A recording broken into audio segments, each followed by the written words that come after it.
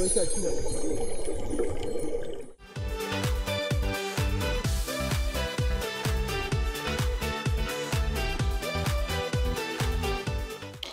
guys! Welcome back to my channel! For today's vlog ay papakita ko sa inyo ang aking South Cebu travel vlog. So, nag-avail kami ng 4 days, 3 nights package sa Cebu Tour Package for 2 packs. Mga 15,000 ang inabot niya kasama ang down payment na 1,000 pesos. Kasama na dito ang 4 days and 3 nights hotel accommodation, environmental fee at entrance fee.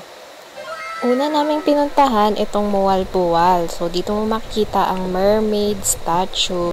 Ito pala guys, ang tinatawag nilang free diving. So, nagkakahalaga siyang 1,500 pesos per person.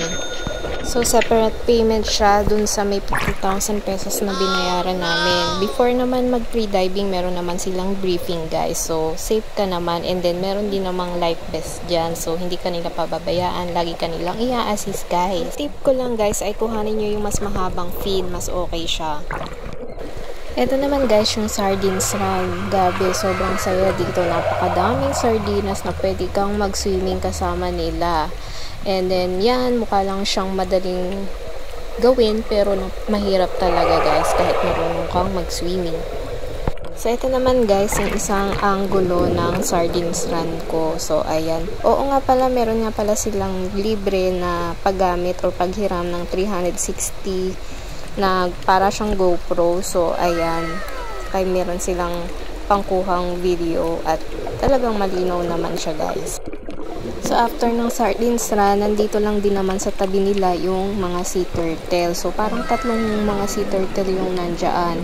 So, bawal nga pala silang hawakan. Kaya hanggang ganyan-ganyan lang naman ako, guys. Ayan, nakikiswimming na lang din ako. Gayahin na lang din natin yung turtle, guys. Wow! So, ito ulit yung isa pang anggulo ng sea turtle swimming. So, ang swerte ko, guys, kasi nakadalawang shot ako nung pag-swimming sa turtle, sa sardines run, yan. So, ang ganda, ang cute. So cute, diba? Kaya nga ako.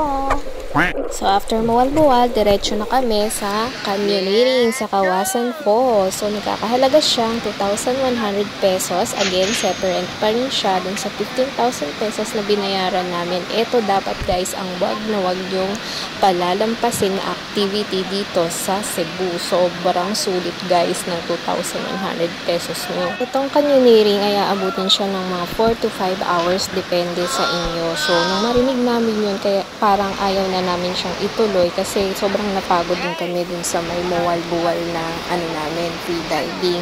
But then yung mga kasama namin, inaya ko talaga kami.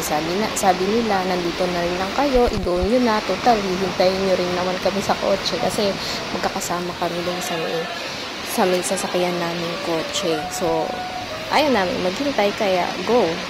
Inabil na namin siya.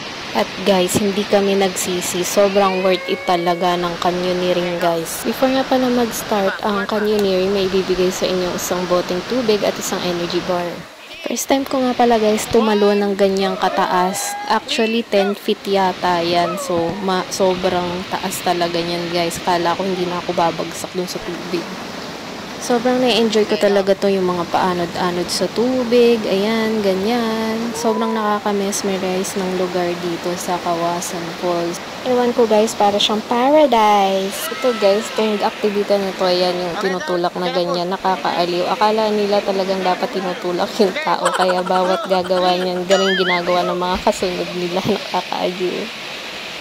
So, eto naman guys, 10 pesos siya per swing. Sobrang saya nito guys, para kang si Tarzan. Kaya lang sobrang habang pila, kaya hindi ko maulit.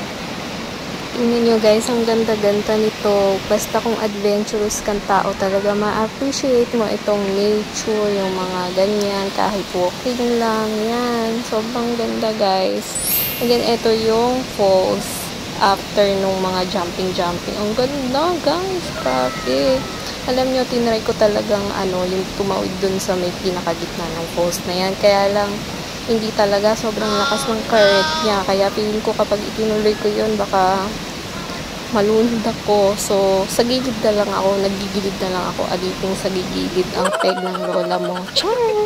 Kahit nga guys yung guide na kasama ko, natakot siya kasi medyo payat din siya tsaka medyo matanders na siya. So, hindi na namin talaga itinuloy. Nga pala, yung guide nyo per person yan, kaya safe talaga. So, ito pala ang itsura ng hotel na pinagstayan namin dyan sa Oslo.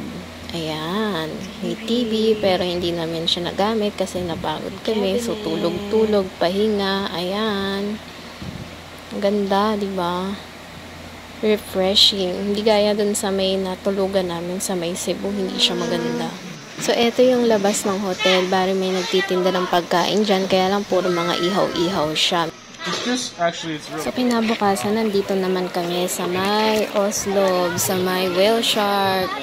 4 AM pa lang, gumising na kami, and then sobrang haba ng pila guys. 500 pesos nga pala ang bayad dito. Local or foreigner man siya.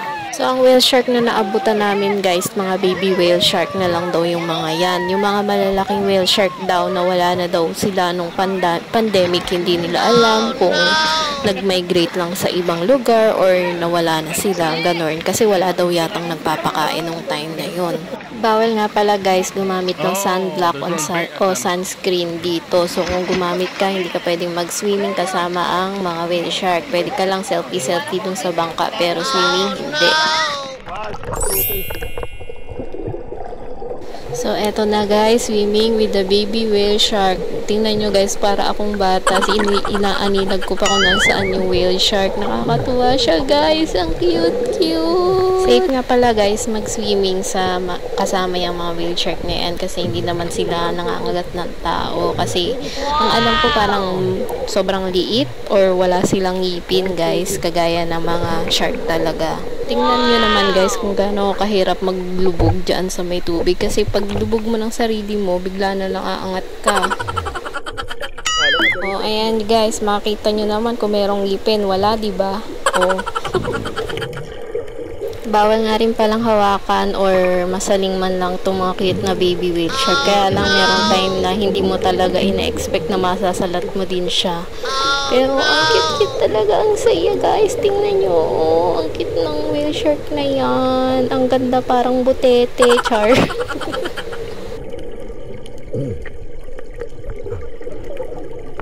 So, eto na guys, sumet up na ang aking cameraman at kinuhanan na ako ng video kasama ang whale shark. Kaya lang mali ako ng style kasi nagsuswimming ako palayo.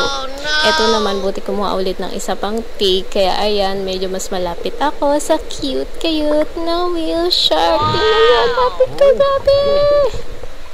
So guys, kahit sobrang puyat kayo sa gabi, kailangan yung gumising ng sobrang aga, wag nyo ring palalampasin ang swimming with whale shark dito sa Oslo guys. Sobrang sulit din ng 500 pesos mo dito. Tingnan nyo naman guys, ginagawa ko talaga ang lahat para lumubog ako, kaso ayaw talaga guys.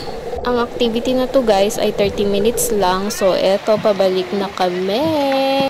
After namin sa whale shark, nag-breakfast muna kami and then pumunta na kami dito sa Sumilon Island. Tingnan nyo naman guys, ang Sumilon Island Sandbar. Ang ganda nyo guys, parang ako. Oh my gosh. Ang ganda ng kulay guys ng dagat. May part na light blue, may part na dark blue naman siya. Yung tubig niya papalalim din siya. So, ingat din kayo sa pagsuswimming. So, ito yung other part ng island. Papunta naman kami dito sa Tumalog Falls. So, sumakay kami ng habal-habal. Wala pa namang mga 1 minute yung tinakbo niya. Nandun ka na agad. So, masaya pa rin. So, kung magsa South Cebu tour kayo guys, mag-travel tour na lang kayo kasi hassle kapag DIY. So, eto guys, lumalakad na kami papunta dun sa may Tumalog Falls. Tingnan nyo, ang ganda. Kita nyo ba mula sa malayo ang taas ng falls? So, meron nga palang human drone dito. So, ayan, ang ganda. Kita nyo naman ang shot niya. So, bahala nga pala kayo kung magkano yung ibibigay niya sa kanya. Iga-guide niya kayo kung anong pose ang gagawin nyo or bahala na kayo sa sarili nyo kung anong pose ang gagawin nyo. So, after nito, gumayak na kami pabalik doon sa city. Madadaanan nga pala itong ruins. So, picture lang kami and then gora na. And then, dumaan kami dito sa Simala Shrine. Sobrang ganda guys ng church na to. Parang ito yung pinakamagandang church na nakita ko sa buong buhay ko. Sobrang ang laki niya, parang kumpleto siya. And then, meron siyang mga iba't ibang mga testimony na mababasa mo, yung mga na-heal, yung mga ganon. Grabe, sobrang nakaka-amaze, overwhelming. Parang ang peaceful dito, ganon ang feeling guys. Parang feeling ko sobrang blessed ako ng time na yan.